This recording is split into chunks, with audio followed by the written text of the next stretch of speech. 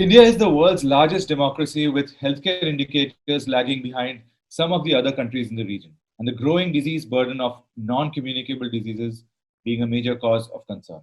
The ongoing pandemic has put the spotlight on the quality of healthcare services and advances in medical technology.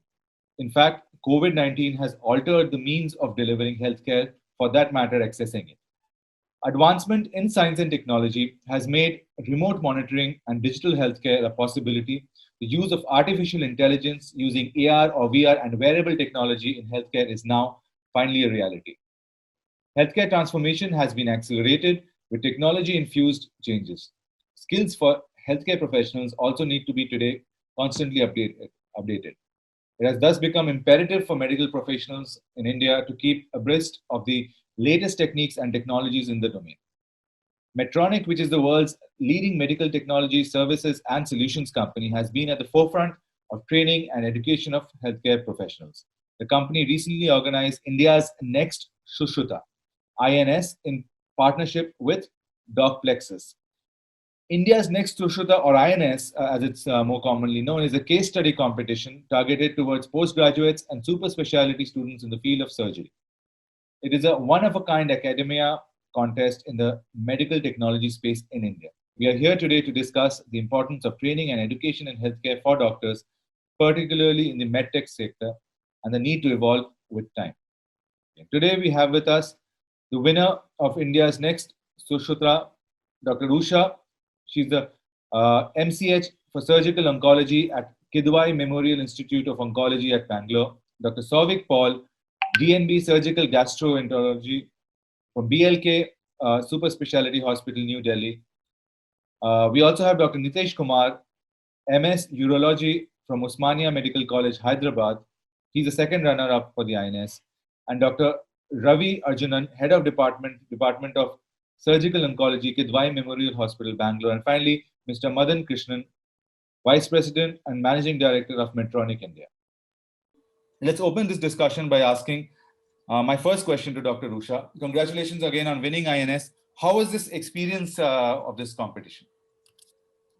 So India's Next Sushruta was very special because it was very innovative, and it did recognize every candidate not just by their qualification or by their degree or the book knowledge that we had, but it actually recognized the original work that every candidate has contributed, which has practical implication. So this really means a great leap to our passion as young budding surgeons when our actual work gets recognized from the esteemed and highly respectful jury members we had on the forum of India's Next Sushruta on the grand finale. And this event has given us a great sense of motivation to keep going ahead and to do better work to the best of my abilities. Thank you, Medtronic, for the opportunity to participate and also to be a part of such an amazing event. Thank you very much. Thank you. Dr. Arjunan, you're of course the head of the department where Dr. is practicing, right? I mean, so most of the medtech advancements have happened in the last 20 years. And I mean, there's obviously a constant need to upskill for doctors. So how do you think programs like INS add value here? Yeah, the 3 years of postgraduate training helps the doctors on the mode of treatment that has to be given in any particular situation. And this is further augmented during the super specialty course, during which they learn the concepts of treatment, which is evidence-based, including the latest updated treatment for any disease. Medical technology has evolved over the last 3 decades, and at present, we have latest technology and infrastructure available in all the specialties.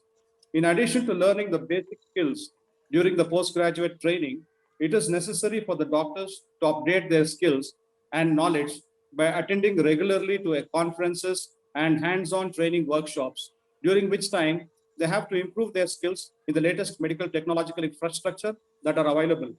The programs like India's Next Sushruta, conducted by Medtronic, is an additional boost to the budding surgeons, which improves their competitive spirit and provides them with the encouragement and opportunity to go for further training in a reputed institution of their choice.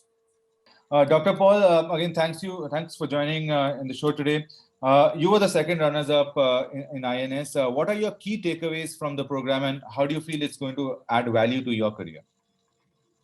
First of all, thank you that you have participated in this panel discussion. Now, key takeaways, first of all, that even before this COVID era, we couldn't even think of such a national level competition in a virtual mode. So that is one very important key takeaway, that such national level competition can be made possible even without being personal interaction by this virtual mode.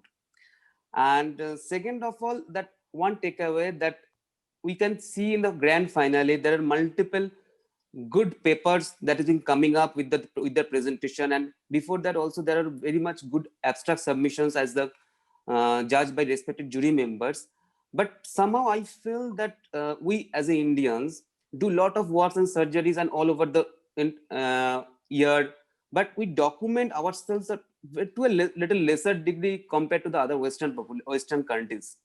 So we need to some sort of do a research, maybe a simple research, which is a basic primary. After that, we can advance to other research technologies could be implemented, and then come to some conclusions that Arjunan sir has said that randomized control trials, meta-analysis, all these things can be done from our Indian context, so that we can make our India to be proud and to be recognizable to others.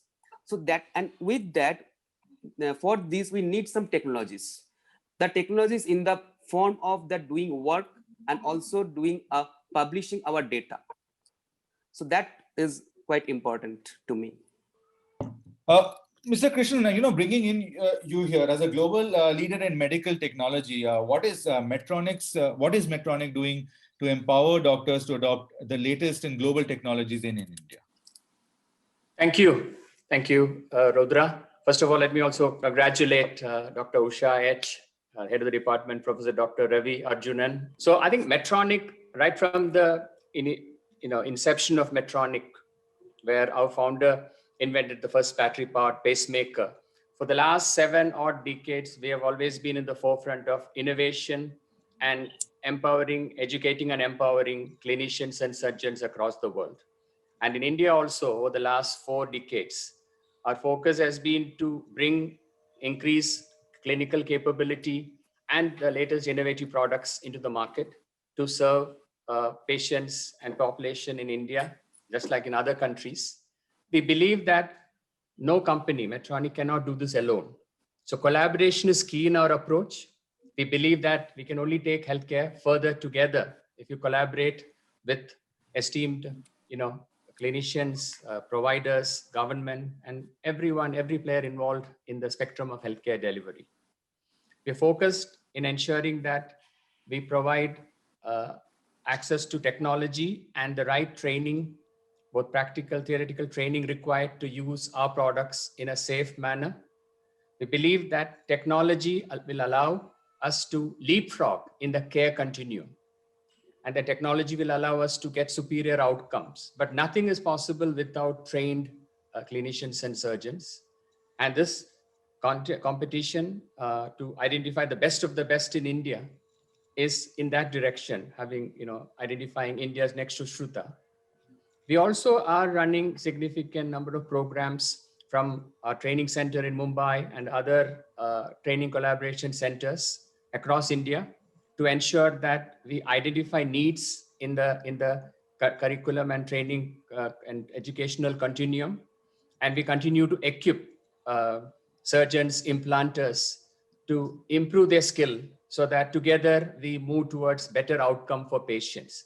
In a country like India, we need both superior efficient outcome and we also need greater supply of qualified medical professionals, across the spectrum, right from allied healthcare professional to the most advanced capabilities among surgeons and implanters. I give one example of a training which has a much broader also social context that we are creating in India, which a program called Shruti.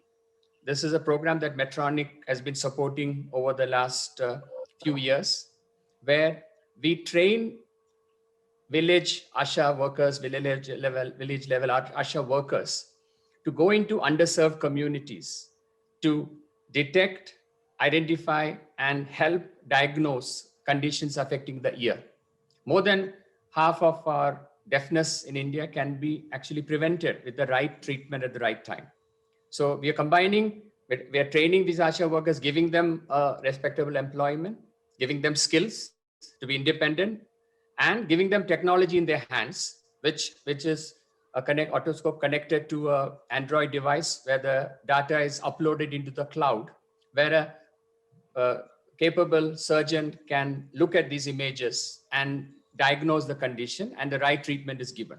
So this is one example of how training and technology come together. And when we talked about India's next Sushruta, the idea was to create awareness among the need for excellence in education and practice of medicine. As one of the winners mentioned, clinical evidence is also key for us. Congratulations on your win. Do you think programs like INS can add value over and above the academic learnings for a doctor? What would be your most important learning from participation in the INS? Yes, it has certainly done and will add more to the learning. The thing that it helped me to interact with our fellow mates, it creates a healthy environment, a competition, healthy competition, and you can learn from others' mistakes, and also you can imbibe the good things what others have. Also, the mentors, you have great deal of to learn from them. They help us a lot, and the ability of the programs like INS to connect the surgeons of all over the India and to combine within a program, interact, and get a healthy competition is a very good thing. And with all and the awards, the rewards of this is also amazing. The most important thing that I learned from the program was that to compete with a free mind and give your best without worrying about the results. Thing was, as I have passed my degree, I have started my professional career, I was busy in my work, so I had less time, but I prepared the contents for the final event in a bits. You can say a small baby steps, but each step you take towards success is a right way. And if you go on heading in that direction, you'll definitely reach there. Maybe a delay may be there if you are not that fast, but definitely will reach there. So all great points, right? I mean, and clearly the last few months have shown that healthcare has to be a much larger focus area for us as a country, globally, of course, but also for us as a country. This year's budget is a recognition of the fact that the government feels the same. There has been larger allocation on healthcare spending, focus in this area, but just spending is clearly not enough. You need a lot more, things going on in terms of regulation protections for our medical professionals. And of course, support from industries such as Medtronic, right? I mean, that is key to building this larger ecosystem. My next question, and this is to Dr. Arjunan, right? I mean, how would you describe the evolution of digital healthcare? Especially keeping the recent pandemic in the background, telemedicine, etc. What is that journey, and what is the culmination of that journey that has sort of happened in the last few months? Yeah. So digital healthcare has evolved over the last 2 decades all over the world. And it is indeed heartening to note that even in India, we are not very far behind in using the digital healthcare. In many of the hospitals, we have started with digital healthcare. In fact, our own Kidwa Institute, we have started digitizing all the records, and probably in another 3 to 4 months, we will be going completely paperless. So that way, all over the country, digitization is happening. It's very heartening to note that. And three most popular forms of digital healthcare are the telemedicine, then wearable technologies, and virtual reality. So the use of digital health platforms has been accelerated worldwide during this COVID-19 pandemic, especially the government. It has helped by tracking the smartphone location of those who have logged in with the, say, for example, the Arogya Setu. It has been found to be very helpful for tracking those public who have been exposed to COVID-19, tracking their location and helping them to isolate and quarantine them. So that way this digitization has helped. And at present, the only disadvantage is that there is a digital divide compared to urban and rural population. Whereas in the urban population, there is a very good connectivity available, broadband, as well as other internet 4G facilities and all. Whereas the same is not true with the rural population. The network facility is less, broadband facility is less, and the population as such is not so much exposed to the digital healthcare. So that there is a digital health divide between the rural and urban population, which needs to be, that bridge needs to be narrowed in the near future. That will be my opinion. Thank you. Interesting. So one of the thoughts earlier in a different conversation was mentioned that a government sort of create a national highway sort of information or an exchange where this can be done at a public sector level rather than individual companies investing themselves. Great. Mr. Krishnan, coming to you and a very important subject of upskilling, right? I mean, how can we have a better ecosystem which helps in upskilling medical experts in India? And I'm sure a lot of different parts of the entire chain have to really come together to make that happen. I think again, collaboration is key. Prioritization and collaboration is key. And when I talk to the top policymakers, Dr. V.K. Paul or the other experts at Niti Aayog or the Ministry of Health, there is a commitment to develop capability, and there is an awareness that we both have numbers. Now you don't have the adequate numbers of trained professionals, and the quality and the skills have also got to be built. Dr. Arjunan very nicely talked about the divide between urban and rural. Yeah. I feel that just like in technology, how technology will allow us to leapfrog in the care continuum, and in capability build also, I believe that technology will be the bridge. Yes. Because digital technology will be a great asset for us to bridge rural, urban, and across the country. And there's a lot of focus. Yeah, yes, there is a lot of scope for that. Yeah, exactly. And I'm happy to hear, Dr. Arjunan, you talk about digitizing of all records in a hospital, Kidwai Center, and which is a great example also, correct? So you get access to record and people can access it from anywhere also, correct? True. Yeah, that's right. So I think digital divide can be healed through digital in that sense. Thank you. Thank you, Mr. Krishnan. Clearly, the digitization of healthcare is the leapfrog that is sort of solving the scaling challenge that has inherently been there, right? I mean, how do you reach healthcare to the more remote, smaller parts of the country? How do you do it in a cost-efficient manner? This is the real solution out there. So Dr. Usha, coming to you, and this is the same question that I'm also going to ask to Dr. Souvik after that. What would be your message to the young budding surgeons in the country around upskilling and improving access to healthcare? I mean, most young medical professionals just getting out of college have a lot of these questions about how do I keep upgrading my skills? Things are changing so fast. How do I, and also, going deeper into the country and practicing healthcare there, that's always been sort of this big question. I know a lot of friends of mine who are doctors sort of deal with that challenge, right? So how would you sort of address that? What would be your response be?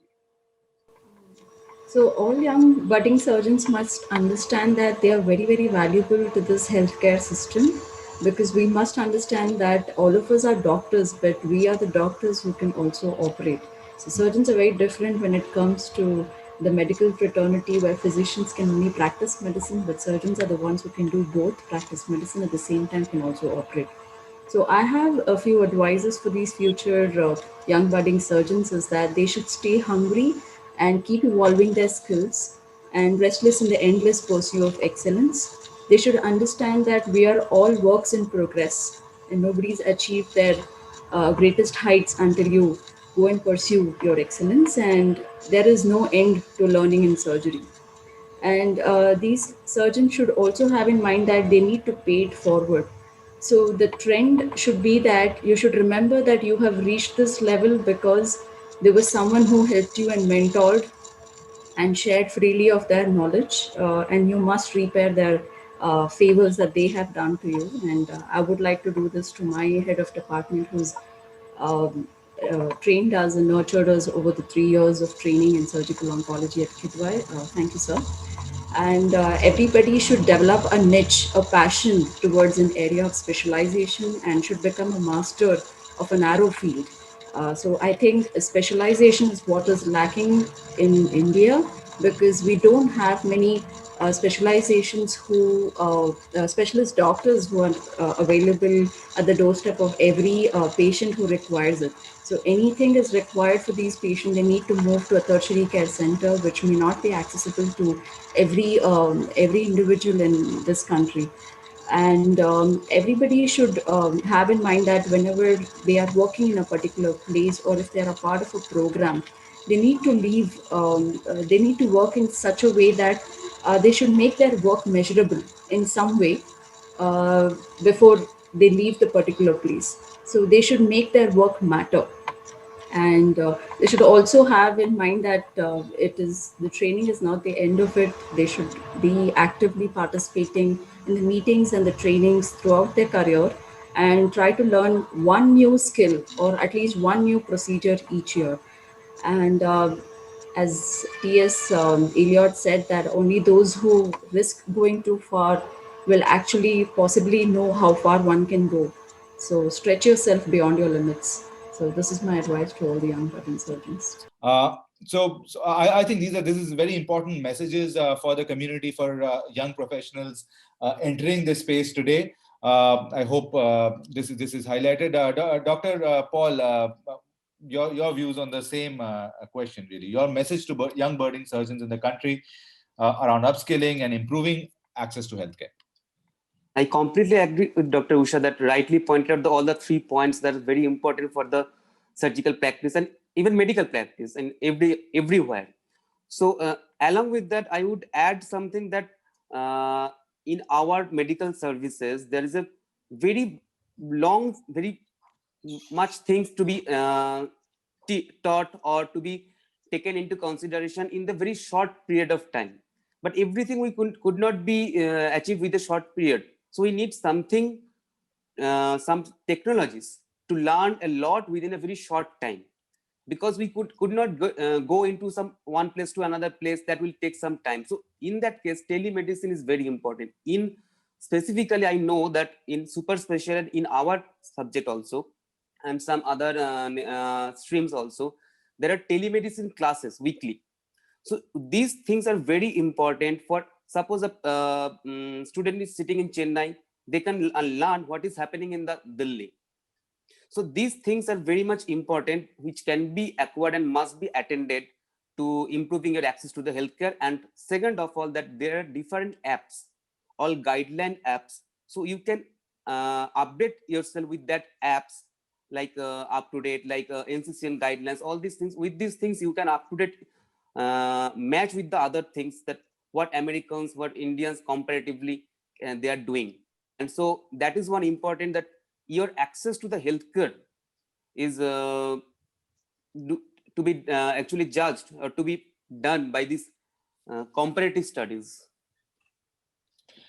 Thank you. Thanks a lot. I think important points. Of course, telemedicine is significant in helping spreading information much faster than what could happen previously. One of the things, one of the thoughts that I've come across is a sort of a national bank of sorts of all this experience where everybody can leverage from.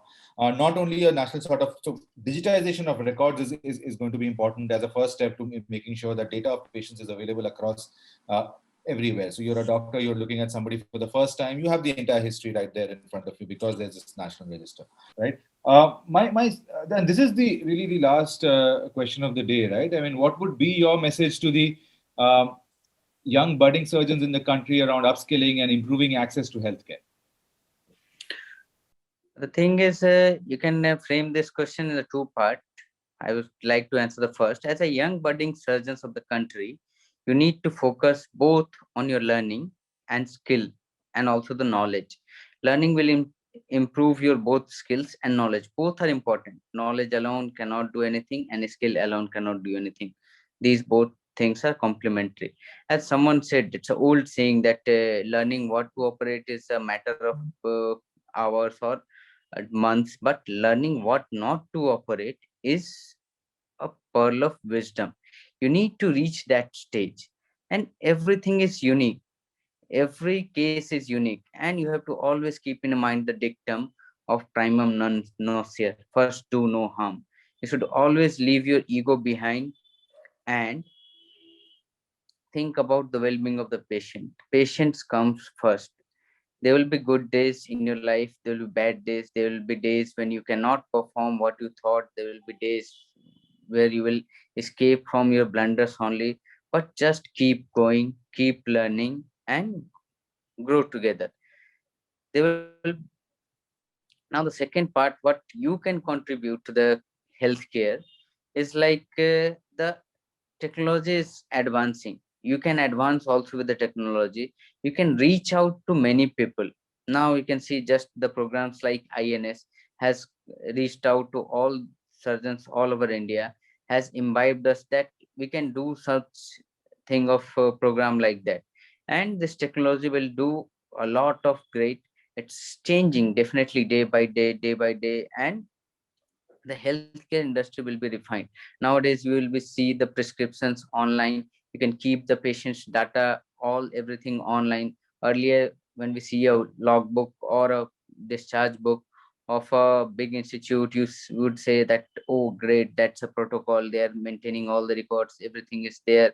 But now you have everything digital. Just you click on the date, click on the patient's name, just to keep the mobile number, everything will come. Even a doctor who is sitting is in a different city or a country can access your health records if he has access to the app. So these things are changing. You can help, you can reconnect, you can take advice of everything. Now suppose even if you're in the middle of a case, you need advice, you can directly reconnect with other. This is a guidance. So this, with technology and advancement, you need to advance yourself. Do not lag behind. Go ahead, go forward, and be victorious. Thank you. So these are great thoughts, and I think we are really heading towards that. I mean, the past few months have really increased the pace of that process. A big thanks to all our panelists. This was really my last question. Very strong and powerful points have come out of this conversation today. Today's discussion, of course, made it amply clear that the latest advancements in medical technology space, and of course, we need skilled healthcare professionals who are abreast of these latest developments. To become a hub of world-class healthcare, all stakeholders and the entire ecosystem needs to come together to constantly offer skilling and training opportunities to medical professionals. With this thought, we would like to end today's proceedings. Thank you all for joining our discussion today.